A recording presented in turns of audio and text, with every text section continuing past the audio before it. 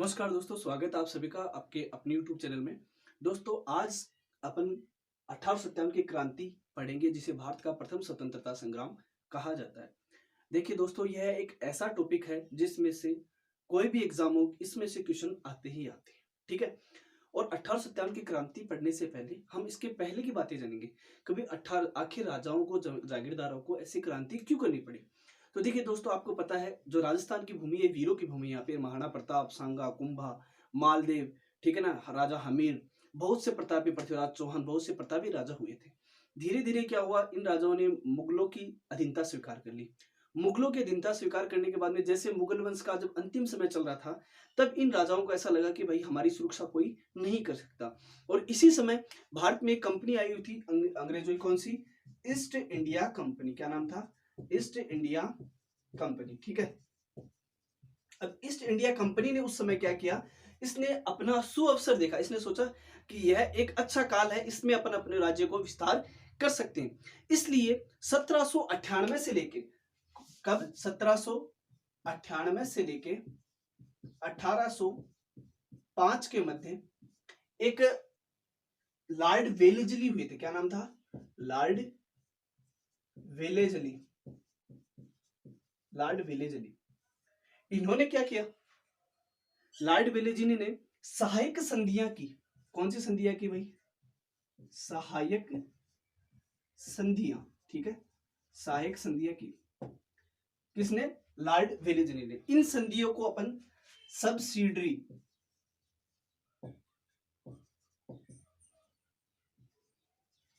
Subsidiary alliance, क्या कहते हैं इनको? सब्सिडरी अलायंस भी कहा जाता है इनको, यानी सहायक संधियां की।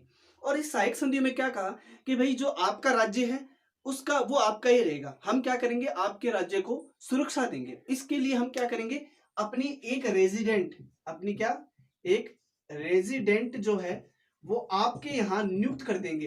कहाँ पे नियुक्त कर देंगे? आपके जो आपका राज्य उसमें नियुक्त कर देंगे। और इसके साथ साथ आपकी जो विदेशी नीति है, यानी जो भी आपकी विदेशी संबंध है वो हम संभालेंगे। इसके बदले आपको क्या करना पड़ेगा, एक तो इस रेजिडेंट का खर्चा देना पड़ेगा, ठीक है, और इसके बदले हमें कुछ टैक्स देना पड़ेगा। तो सभी राजाओं ने बोला ठीक है भाई। यानी 1798 में लॉर्ड वेलेजली ने सहायक संधियां अपनाई। देखिएगा, मैं जो संधि आपको बता रहा हूं इनको ध्यान से समझिएगा, क्योंकि यहां से क्वेश्चन बहुत बार आते हैं कि लॉर्ड वेलेजली की सहायक संधियां। और ये संधियां दो प्रकार की संधियां हुई थी। दोनों प्रकार की संधियों में कहीं कंफ्यूजन, इसलिए आराम से समझना। अब देखिए जो सहायक संधियां है, ये राजस्थान में सबसे पहले, यानी राजस्थान में सबसे पहले भरतपुर के महाराजा थे, महाराजा रणजीत सिंह। कौन थे? भरतपुर के महाराजा रणजीत सिंह। तो ये जो सहायक संधियां हैं, ये सबसे पहले भरतपुर राज्य ने की, यानी भरतपुर रियासत ने की। सबसे पहले सहायक संधियां किसने की? भरतपुर रियासत ने। लेकिन विस्तृत, इसमें भी दो प्रकार थे, विस्तृत व रक्षात्मक संधि। विस्तृत व रक्षात्मक जो संधि थी, यह सबसे पहले अलवर रियासत ने की। किसने की? अलवर रियासत ने। अलवर रियासत ने। ठीक है भाई, यानी यह संधि सबसे पहले किसने की? अलवर रियासत ने। भरतपुर के राजा ने तो सबसे पहले, और विस्तृत और रक्षात्मक जो संधि है वह की अलवर रियासत ने। अब देखिए इसके बाद में, हाँ, भारत के समक्ष देखें तो भारत के संदर्भ में, भारत में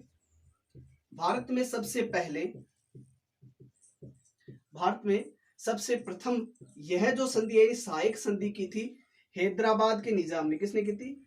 हैदराबाद के निजाम ने। हैदराबाद के निजाम ने। कौन सी? जो सहायक संधियां थी सबसे पहले हैदराबाद के निजाम ने की थी। अब देखिए ये तो है सहायक संधि। इसके बाद में एक और शासक, एक और लॉर्ड आए जिनका नाम था लॉर्ड हार्डिंग्स। क्या नाम था? Lord Hardinge. और इन हार्डिंग्स ने क्या किया, इसने एक आश्रित और पार्थक्य की नीति अपनाई। कौन सी? आश्रित व पार्थक्य की नीति। पार्थक्य की नीति अपनाई। ठीक है। और इस नीति, आश्रित और पार्थक्य की नीति के तहत इस नीति इसके मतलब आश्रित और पार्थक्य की नीति के तहत लॉर्ड हार्डिंग्स ने जो है क्या किया, आश्रित और पार्थक्य नीति अपनाई। इस नीति को अपन कहते हैं सबऑर्डिनेट अलायंस, सबऑर्डिनेट अलायंस। ठीक है, इस नीति के तहत इसने संधियां की। इसने क्या कहा, इसने कहा कि आपको विस्तृत और रक्षात्मक संधि दी जाएगी, और अगर आपके राज्य पे कोई भी आक्रमण करेगा तो उसके लिए हमारी रेजिडेंट नियुक्त की जाएगी, और इस हमारा पॉलिटिकल एजेंट, यानी एक पॉलिटिकल एजेंट नियुक्त किया जाएगा और एक रेजिडेंट, जिसका खर्चा आपको उठाना पड़ेगा, और बदले में हमें क्या देना पड़ेगा, खिराज देना पड़ेगा। खिराज का मतलब होता है कर, मान लो एक तरह से कि आप मेरा हमें आपको, यानी आपको इसके बदले हमें एक खिराज देना पड़ेगा। ठीक है, इसके लिए जो सबसे पहले जो संधि की थी वह की थी किसने यानी इसके तहत जो संधि की थी वह की थी करौली रियासत ने। किसने, करौली रियासत ने, सबसे पहले करौली रियासत ने। ठीक है, आश्रित और पार्थक्य की नीति के तहत सबसे पहले संधि कौन सी रियासत ने की भाई, करौली रियासत ने। ठीक है, सबसे पहले, याद लिख दो यहाँ पे, सबसे पहले। ठीक है, सबसे पहले। ठीक है, और इसके बाद में विस्तृत, इसी की तरह विस्तृत और रक्षात्मक संधि, विस्तृत व रक्षात्मक संधि ये की कोटा रियासत ने। किसने, कोटा रियासत ने। और ये कोटा के महाराजा थे, कोटा के उस समय झाला जालिम सिंह। कौन थे, झाला प्रशासक थे, झाला जालिम सिंह। ठीक है, तो इन जालिम सिंह जी ने क्या किया, विस्तृत व रक्षात्मक संधि की। देखिए यहीं से क्वेश्चन आते हैं। पहला ये कि सहायक संधि सबसे पहले किसने की, भरतपुर के महाराजा रणजीत सिंह ने। विस्तृत रक्षात्मक अलवर रियासत ने। भारत के संदर्भ में पूछे तो हैदराबाद के निजाम ने, हैदराबाद के निजाम ने। ठीक है, लॉर्ड, और अगर दूसरी संधियां कौन सी है, देखिए दो संधियां महत्वपूर्ण है। कौन सी, लॉर्ड हार्डिंग्स की आश्रित और पार्थक्य सबऑर्डिनेट अलायंस, और इसके तहत सबसे पहले किसने की, करौली रियासत ने सबसे पहले, और विस्तृत रक्षात्मक कोटा रियासत ने। अब देखिए 1818 तक लगभग संपूर्ण रियासतें, यानी राजस्थान में जितनी रियासतें, राजस्थान को उस समय राजपुताना कहा जाता था। और इस संधियों के मध्य याद रखना, चार्ल्स मेटकॉक और कर्नल टोड एक पॉलिटिकल एजेंट थे, कर्नल टोड, जिन्हें अपन घोड़े वाले बाबा भी कहते हैं। राजस्थान को उस समय राजपुताना कहा जाता। इन्होंने एक पुस्तक लिखी थी, the annuls and antiquities of Rajasthan. ठीक है, उसमें सबसे पहले कर्नल टोड ने राजपुताने को राजस्थान कहा था, ये याद रखना आप। ठीक है, अब देखिए जो इसमें 1818 तक जितने भी राजस्थान में जितनी भी रियासत थी, सभी ने क्या किया, सभी ने जो है आश्रित पार्थक्य की नीति के तहत अंग्रेजों से संधियां कर ली।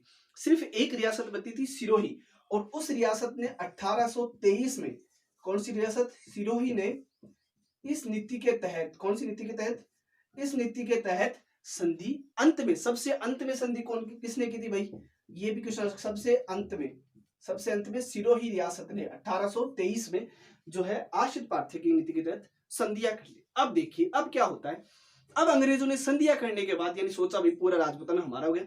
अब धीरे धीरे क्या हुआ, उस समय इन्होंने क्या किया, इनके आंतरिक मामलों में, जो राजा थे, जो राज्य थे छोटे छोटे, उनके आंतरिक मामलों में हस्तक्षेप करना शुरू कर दिया। ठीक है, आंतरिक मामलों में कोई धर्म प्रकार से उनको प्रताड़ित करने लगे, ऐसा समझाने लगे कि भाई अंग्रेज ऊंचे हैं और आप सब क्या हो, नीचे हो। ठीक है, इस तरह से कई भेदभावपूर्ण नीतियों पर कार्य किया। उसके बाद में क्या हो, देखिए टर्निंग पॉइंट कहां पे आता है, ये याद रखें आप। ठीक है, अब देखिए इसके बाद में क्या होता है, इसके बाद में 1848, कौन सी सन, 1848 को एक बहुत खतरनाक शासक कह सकते हैं, जिसको लॉर्ड कह सकते हैं, गवर्नर जनरल बन के आया। गवर्नर जनरल, क्या नाम था, लॉर्ड डलहौजी। लॉर्ड डलहौजी। अब देखिए भैया इस डलहौजी ने क्या किया, इसकी नीति थी विलय की नीति, यानी इसने एक नीति के तहत कार्य किया जिसको कहा जाता है विलय की नीति। ठीक है, जिसे कहा जाता है विलय की नीति। ठीक है, इस विलय की नीति के तहत क्या होता था, इसने कहा कि भाई जो भी राजा हैं जिनके संतान नहीं है, हमारे भारत में क्या होता है, आज भी ये प्रथा अपनाई जाती है कि अगर भाई किसी बड़े भाई के बच्चा नहीं होता तो छोटे भाई का बच्चा गोद ले लेता है। ठीक है, उसी को अपना बेटा मानता है, या अपने रिश्तेदार उसी कोई बच्चा गोद ले लेता है। लेकिन अंग्रेजों ने कहा कि अगर आपका कोई बच्चा जीवित नहीं है, यानी कोई भी शासक के अगर कोई जीवित बच्चा नहीं है, जीवित संतान नहीं है, तो उस राज्य को अंग्रेजी राज्य में मिला दिया जाएगा। और ये इसकी नीति क्या थी? साम्राज्यवादी नीति, यानी अंग्रेज जो शासक था उसको बढ़ाना चाहता था, अंग्रेजी साम्राज्य को बढ़ाने की नीति थी। अब इसके तहत इसने विलय की नीति अपनाई, और इसके तहत इसने झांसी, कौन कौन से राज्य को? झांसी को, उसके बाद में झांसी, संतारा, अवध, ठीक है, कर्नाटक और नागपुर आदि, मतलब बहुत से राज्यों को क्या किया इसने इस विलय की नीति के तहत? सबसे पहले संतारा को और लास्ट में अवध को। अवध को याद रखना, कई बार ये क्वेश्चन आया है कि अवध को किस नीति के तहत विलय किया गया। इनको तो झांसी को कहा गया कि झांसी में वही झांसी की रानी थी और झांसी के जो राजा थे उनकी संतान नहीं थी, तो गोद लिया पुत्र था इनके, तो इनको तो कहा गया कि भैया आपके संतान, इसलिए इसको मिला लिया जाएगा अंग्रेजी राज्य में। संतारा को भी इस तरह, और अवध को कुप्रशासन की नीति के तहत, ठीक है, ये याद रखना, कुप्रशासन की नीति के तहत किसको मिलाया गया था? अवध को। यानी बहुत से ऐसे छोटे छोटे राज्यों को इसने कहा कि भाई आपके संतान नहीं, किसने? लॉर्ड डलहौजी की विलय नीति के परिणाम स्वरूप। अब देखिए क्या होता है, ये विलय की नीति लागू होती है, धीरे धीरे संपूर्ण राजपूताना में इसका विरोध होने लगता है, राजा अपने स्तर पे जो इसकी लड़ाइयां लड़ने लगते हैं, और धीरे धीरे चिंगारी का अब एक कारण और था। उस वक्त जो है एक जो एनफील्ड राइफल्स, ठीक है, एनफील्ड राइफल्स, इन राइफलों पे जो कारतूस होते थे उस पे चर्बी लगी होती थी, किसकी? सुअर या गाय की चर्बी। देखिए, गाय को हिंदू धर्म के लोग पवित्र मानते हैं और सुअर को जो है मुस्लिम धर्म से न वध करने योग्य पशु मानते हैं, ठीक है। तो क्या हुआ कि एनफील्ड जो राइफल्स थी, इन राइफलों में क्या होता था, जब कारतूस डालने से पहले मुंह से इनको छुड़ना पड़ता था, निकालना पड़ता था, और वो कैसे? वो जो चमड़ी बनी होती थी, वो बनी होती थी किसकी? गाय और सूअर की चर्बी, ठीक है, गाय और सूअर की चर्बी की बनी होती थी। ये बात सबसे पहले बताते हिंदुस्तान में सबसे पहले पता चली मेरठ छावनी में, वहां पे मंगल पांडे था, तो मंगल पांडे ने 29 मार्च को 2 अंग्रेज अफसरों को गोली मार दी और फिर उसको फांसी पे लटका दिया गया। देश में अब ये तात्कालिक कारण था उस समय, यानी कह सकते हैं कि मैंने वो बताया आपको कि आंतरिक मामले में, ये तो धीरे धीरे कारण था, लेकिन ये तात्कालिक कारण था, एनफील्ड राइफल्स का इस्तेमाल करना, ठीक है। अब अपन पढ़ेंगे, यानी इन सभी कारणों के बावजूद क्या होगा, देश में जो सैनिक थे, हिंदू थे, मुसलमान थे, उस सब में क्या होगा? धार्मिक भावना की अंग्रेज हमारा धर्म भ्रष्ट कर रहे हैं, इसके आधार पर धीरे धीरे क्रांति होगी। अब देखिएगा, और उसके बाद में जो ये डलहौजी की विलय की नीति, इसने भी बहुत काम किया। इन्होंने जागीरदारों, बड़े राजाओं को, कई राजाओं को इनको विरोध में खड़े कर दिया, अंग्रेजों के विरोध में खड़ा कर दिया। अब पढ़ेंगे अपन 1857 की क्रांति, ठीक है भाई, ये तो इसके पहले की बात है। अब देखिए, अब को आपको जो याद रखने की बातें वो ये है, देखिए सबसे पहले एक चीज, क्या, जिस समय 1857 की क्रांति हुई थी, उस समय भारत का गवर्नर जनरल कौन था? भारत का गवर्नर जनरल, देखिए उस वक्त भारत का गवर्नर जनरल था लॉर्ड कैनिंग। कौन था भाई? लॉर्ड कैनिंग, याद रखना। जिस समय 1857 की क्रांति हुई, उस वक्त भारत का राजस्थान का एजीजे, कौन? एजीजे का मतलब होता है एजेंट टू गवर्नर जनरल। कौन था? ये था जॉर्ज पैट्रिक्स लॉरेंस, ठीक है, ये एजीजे था, ठीक है भाई। अब देखिए, अंग्रेज जो थे वो ठंडे प्रदेश के आए थे, यानी अंग्रेज, यूरोप जो ठंडा प्रदेश है, तो वो राजस्थान में 2 जगह राजधानी रखते थे, गर्मी के वक्त माउंट आबू और सर्दी के वक्त अजमेर मेवाड़ केंद्र शासित प्रदेश था उसमें, ठीक है। तो उस टाइम जब 1857 क्रांति, उस वक्त ये अजमेर, ये एजीजे जो था, यानी पूरे राजस्थान का एक एजेंट होता था। ऐसे मान लो जैसे मुख्यमंत्री है तो वो प्रधानमंत्री के अंडर में, तो लॉर्ड कैनिंग था, लॉर्ड कैनिंग के अंडर में कौन था? जॉर्ज पैट्रिक लॉरेंस, ठीक है। अब देखिए, राजस्थान में उस वक्त, यानी 1857 की क्रांति के वक्त राजस्थान में 6 सैनिक छावनियां थी। राजस्थान में 6 सैनिक छावनियां थी, ठीक। कितनी छावनियां थी? 6। और इन 6 के नाम, एक ट्रिक बताऊंगा आपको जिसमें आपको इजीली याद हो जाएंगे। देखिए, बहुत ही फेमस ट्रिक है। एनी ने मेरा मतलब मेरा ब्याह नहीं देखा। देखिए एनी ने मेरा बयान नहीं देगा, मेरा मतलब आपका बयान नहीं देगा, ठीक है। तो देखिए एनी का मतलब यहां से है एरियनपुरा, ठीक है, एरियनपुरा। नी से मतलब है नीमच, ठीक है।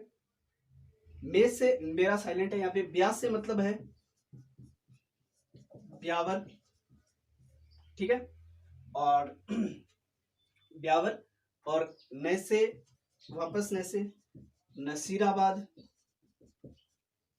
ठीक है, और दे से देवली, और ख से है खेरवाड़ा, ठीक है।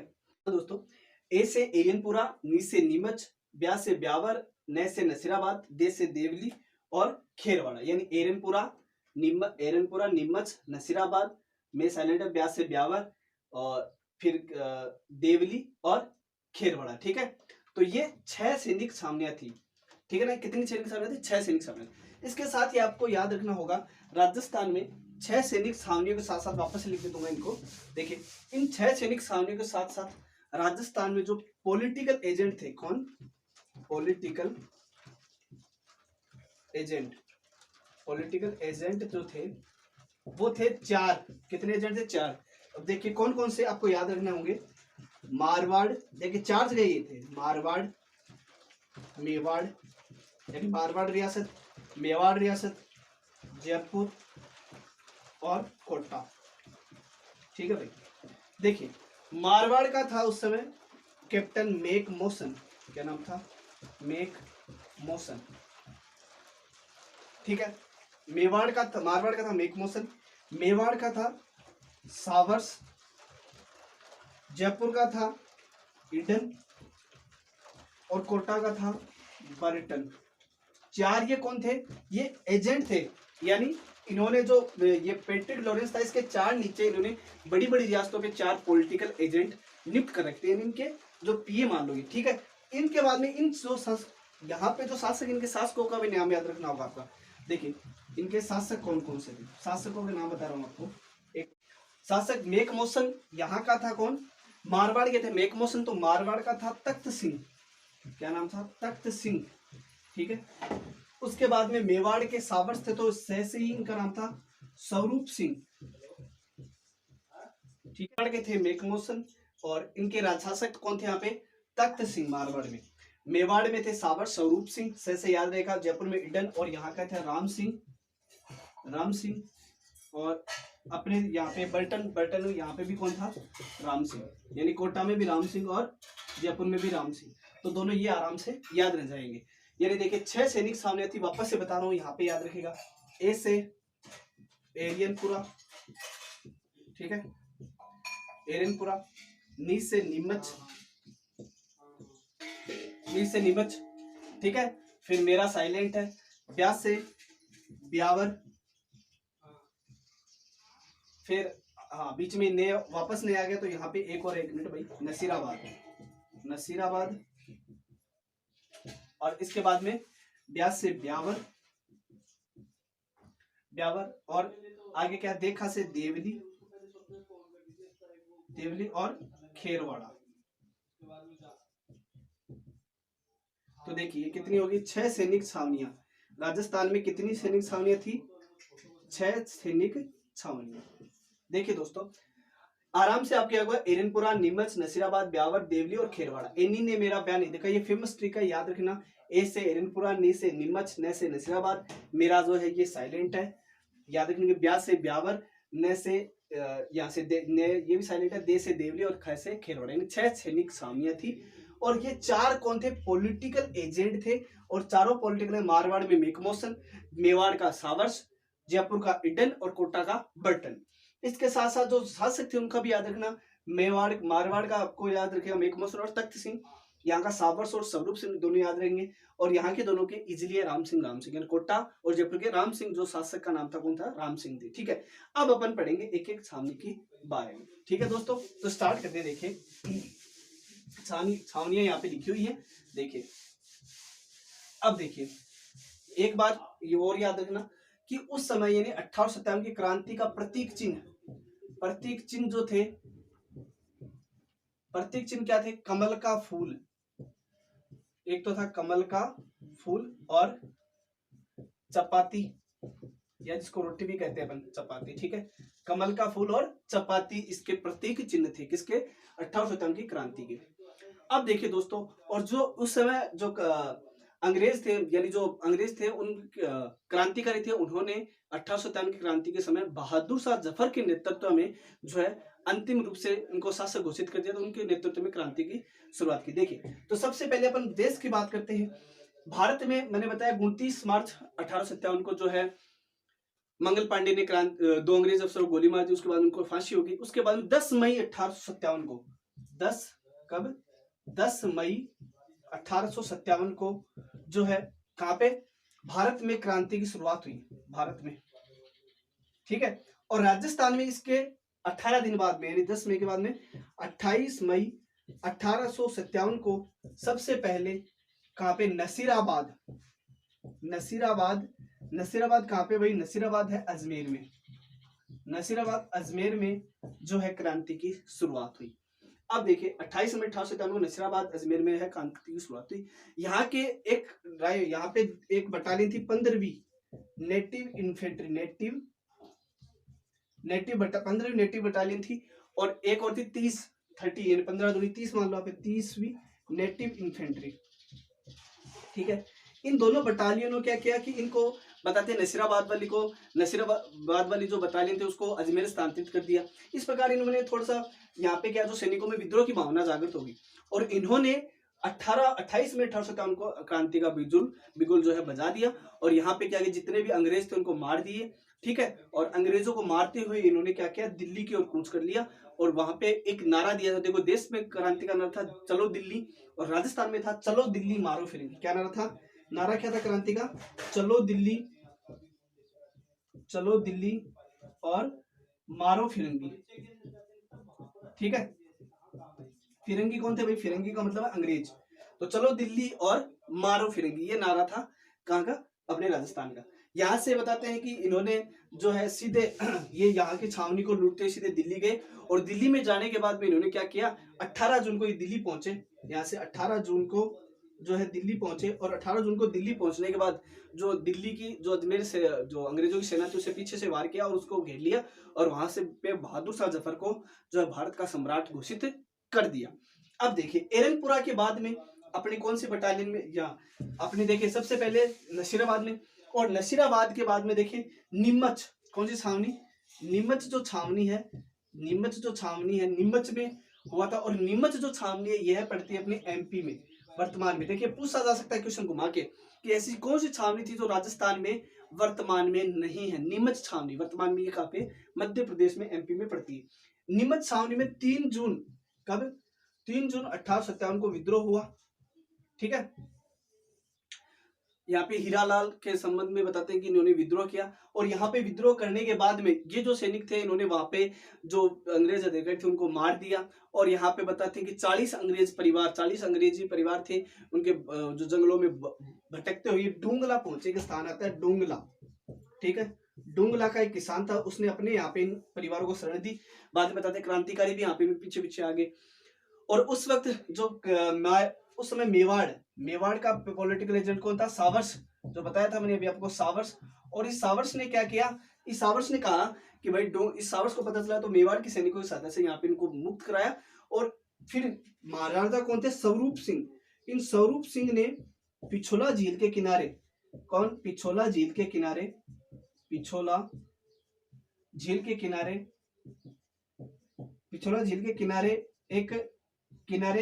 जग मंदिर, ठीक है। जग मंदिर में इन्होंने इनको जो अंग्रेजों के 40 परिवार थे इनको शरण दी, ठीक है। अब देखिए इसके बाद में क्रांति भड़की कहां पे? दूसरी छावनी होगी, तीसरी छावनी है अपनी नीमच के बाद में क्या? एरियनपुरा। अब तीसरा विद्रोह आता है कौन सा? एरियनपुरा। कौन सा? एरियनपुरा, ठीक है। एरियनपुरा में जो विद्रोह हुआ था वह हुआ था कब? 21 अगस्त 1857 को। 21 अगस्त 1857 को अव्वा में एरनपुरा में विद्रोह था। अब यहाँ के पुरवैया सैनिक थे, यहाँ पे कौन, पुरवैया सैनिकों ने यहाँ पे विद्रोह कर दिया। और बताते हैं कि विद्रोह करने के बाद वो कहाँ पे गए, वो दिल्ली की तरफ जाने लगे। और दिल्ली की तरफ जाते हुए एक नारा लगाया उन्होंने, कहा कौन सा नारा, चलो दिल्ली, चलो दिल्ली, मारो फिरंगी, मारो फिरंगी। यानी देश में क्रांति का नारा क्या था कि चलो दिल्ली, और राजस्थान में था चलो दिल्ली, मारो फिरंगी। फिरंगी का मतलब अंग्रेजों को। अब यहाँ पे जाते हुए एक स्थान पड़ता है मारवाड़ में, मारवाड़ में एक स्थान है, मारवाड़ में स्थान है अव्वा। अब देखिए अव्वा जो स्थान है, यहाँ की क्रांति भाई पूरे राजस्थान क्या पूरे भारत की क्रांति में सबसे महत्वपूर्ण है। अव्वा जो स्थान है मारवाड़ में, ये मान लो मारवाड़ की क्रांतिकारियों का सबसे शक्तिशाली केंद्र था, शक्तिशाली केंद्र था, शक्तिशाली केंद्र था क्रांतिकारियों का। देखिए यहाँ का एक ठाकुर था या जागीरदार कैसे थे, यहाँ के ठाकुर थे कुशाल सिंह चंपावत जी। क्या नाम था, कुशाल सिंह चंपावत जी, ठीक है। और इन कुशाल सिंह चंपावत जी ने क्या किया कि इन्होंने क्रांतिकारियों से कहा कि भाई मैं आपका नेतृत्व करूंगा। और इन्होंने इनके रसद सामग्री की, अन्य जो ठाकुर थे कोठारिया के आलिनाबाद के कई ठाकुर थे, इनके जो मित्र थे उनको बुलाया और इन्होंने कहा कि हमें अंग्रेजों के खिलाफ लड़ना है। वो सब एक हो गए और इन्होंने इनको रसद सामग्री प्राप्त की, इनको खाना पीना दिया और उनकी सहायता की। अब देखिए यहाँ पे 2 युद्ध होंगे, क्योंकि ये मारवाड़ में पड़ता है। जब कैप्टन, यहाँ का मारवाड़ का कैप्टन कौन था, जो पॉलिटिकल एजेंट था, मैंने बताया था आपको, मेक मोशन। क्या नाम था, मेक मोशन, ठीक है। इस मेक मोशन यहाँ का क्या था, पॉलिटिकल एजेंट था। जब इसको ये पता चला कि अव्वा में है वो, तो अव्वा में वो उसको पता चला कि खुशाल सिंह उनको नेतृत्व प्रदान कर रहा है।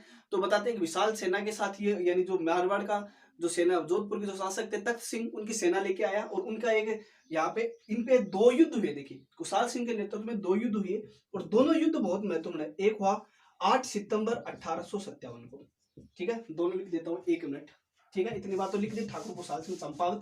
अब देखिए अव्वा का विद्रोह अपन पढ़ रहे, और अव्वा का विद्रोह बहुत महत्वपूर्ण है। अव्वा, ठीक है, वर्तमान में अव्वा पाली में पड़ता है, ठीक है। यहाँ पे 2 युद्ध हुए हैं। एक युद्ध हुआ है कब, 8 सितंबर 1857 को, दोनों याद रहेंगे डेट। इसके 10 दिन बाद में दूसरा, यानी 18 सितंबर 1857, ठीक है। देखिए ये जो पहला युद्ध हुआ, ये हुआ बिथोड़ा। कहां पे, बिथोड़ा। और ये बिथोड़ा कहां पे पड़ता है, पाली में पड़ता है, बिथोड़ा का युद्ध। और दूसरा ये है चेलावास। कहां पे हुआ, चेलावास। अब देखिए इस युद्ध को गोरो और कालो का युद्ध कहा जाता है। गोरो व कालो का युद्ध, अब बोलोगे भाई सर गोरे कौन, तो भाई गोरे कौन थे, गोरे थे अंग्रेज और काले कौन थे, हम भारतीय। तो इसको गोरे व कालो का युद्ध। और इन दोनों युद्धों में ही, यानी इन दोनों युद्धों में विजय किसकी हुई, विजय क्रांतिकारियों की हुई, क्रांतिकारियों की विजय हुई। यानी विजयश्री जो है हमें इन दोनों युद्धों में क्रांतिकारियों को ही मिली। अब देखिए युद्ध के बारे में बताता हूं आपको। 8 सितंबर को जो युद्ध हुआ, पहला युद्ध, ठाकुर कुशाल सिंह चंपावत के नेतृत्व में क्रांतिकारी थे सब। इसमें जोधपुर का एक, यहाँ पे लिख देता हूं, ठीक है। देखिए इसमें जोधपुर के शासक का तख्त सिंह और तख्त सिंह का सेनापति था। देखिए कौन कौन आया इसमें, मेकमोहन भी, तख्त सिंह का सेनापति था ओनाड सिंह। क्या नाम था, ओनाड सिंह। इसको ओनाड सिंह भी बोलते हैं कई जगह, ओनाड सिंह देखना है, ओनाड सिंह मारा गया। अब देखिए ये जीत गए युद्ध। ये जीतने के बाद मेकमोहन ने सोचा भाई अब विशाल सेना, तो वापस तख्त सिंह की जो सेना थी उसको विशाल सेना को लेके और खुद अपने अफसरों को लेके यहाँ पे आया, रेजिडेंट को लेके। और ये चेलावास में युद्ध हुआ और इस 18 सितंबर 1858 को। और इस युद्ध को भी किसने, जो क्रांतिकारियों ने कुशाल सिंह चंपावत के नेतृत्व में जीत लिया। लेकिन इसमें क्या हुआ, जो मेकमोहन था भाई, मेकमोहन जी तो थे, मेकमोहन, इस मेकमोहन को मार दिया गया, इसका सर धड़ से अलग कर दिया गया। इसमें बताते हैं पैट्रिक लॉरेंस भी था इस युद्ध में, तो मेकमोहन का सर धड़ से अलग कर दिया गया और इसको अव्वा में घुमाया गया, जो अव्वा का स्थान है वहां पे घुमाया गया और फिर उसको अव्वा के किले पे लटका दिया। अव्वा के किले पे लटका दिया। ये क्वेश्चन आता है भाई, लटका दिया कि किसको अव्वा के किले पे लटका दिया, किसका सिर काट के, मेकमोहन। किसका सिर, अव्वा, मेकमोहन, याद, अव्वा मेकमोहन जी का सिर काट के, क्योंकि मारवाड़ के थे, मारवाड़ की जगह। तो आपको पूरी स्टोरी बता रहा हूं मैं आपको, ठीक है भाई। अब देखिए इसके बाद में दो युद्ध हुए, इसको गोरों और कालों का युद्ध कहा जाता है, दोनों युद्ध जीत लिया। अब देखिए इसके बाद में क्या हुआ, ये होने के बाद में भाई ये घबरा गया, कौन, पैट्रिक लॉरेंस, कौन था अपना एजीजे, अपना एजीजे कौन था राजस्थान का, पैट्रिक लॉरेंस, ये घबरा गया।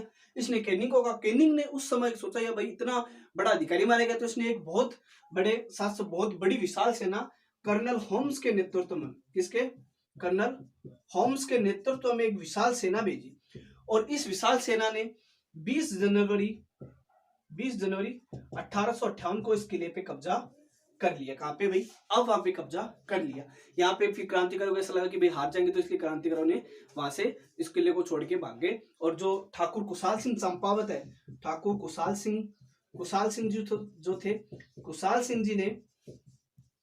ठाकुर कुशाल सिंह जी ने इनके कोठारिया के ठाकुर थे, कोठारिया के स्थान है, इनके मित्र थे वो, कोठारिया के ठाकुर थे जोध सिंह, कौन थे, जोध सिंह। इनके यहाँ पे जाके इन्होंने शरण ली, जोध सिंह के यहाँ पे, इन्होंने ठाकुर कुशाल सिंह चंपावत ने।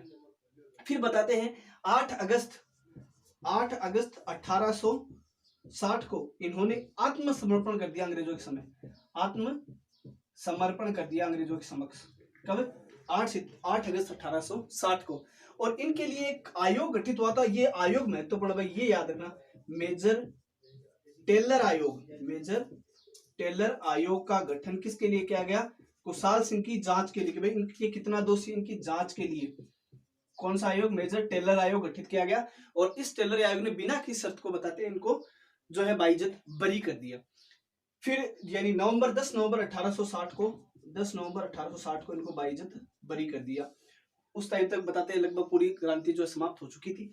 ठीक है, 8 अगस्त इनको आत्मसमर्पण। अब देखिए एक चीज यहाँ पे और महत्वपूर्ण होती है, वो ये कि भाई जो औवा है, औवा में एक माता है, यानी इन जो कुशाल सिंह जी इनकी कुल देवी है, इनको बोलते हैं सुगाली माता। ठीक है, सुगाली माता, ये माता क्रांति की देवी थी भाई, ये याद रखना। 1857 की क्रांति की देवी कहा जाता है, क्रांति की देवी कहा जाता है। क्यों भाई क्रांति की देवी, क्योंकि जो क्रांतिकारी थे बताते हैं ये दोनों ही जीते थे, और जब भी जाते थे इस माता को जो है प्रणाम करके जाते थे। इसके 10 सिर और 54 हाथ है, ये भी याद रखना, 10 सिर और 54 हाथ है इस देवी के। तो इस प्रकार से औवा की क्रांति का जो है अंत हो गया। अब देखिए एक जगह, इसके बाद में एक जगह और है जो राजस्थान में बहुत भयंकर क्रांति बताते हैं उसको, वो स्थान था कोटा। कौन सा था, अब इस क्रांति को आप ढंग से पढ़ना, कोटा। अब देखिए कोटा का जो विद्रोह अपने आप में अनूठा है, महत्वपूर्ण है।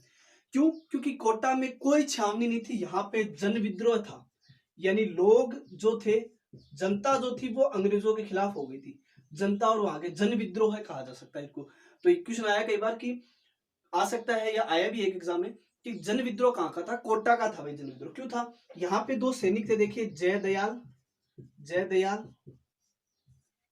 व मेहराब खान, इन दोनों ने जो है क्रांति की भावना लोगों में भर दी। मेहराब खान और जयदयाल ने क्रांति की भावना कि भाई ये अंग्रेज हैं, हमारी मातृभूमि में कब्जा कर रखा है, इस प्रकार की क्रांति की भावनाएं लोगों में भर दी।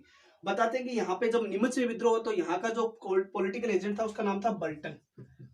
तो कौन था, पॉलिटिकल एजेंट। और राजा था यहाँ का, राजा कौन था, राम सिंह। कौन था भाई, राम सिंह राजा था।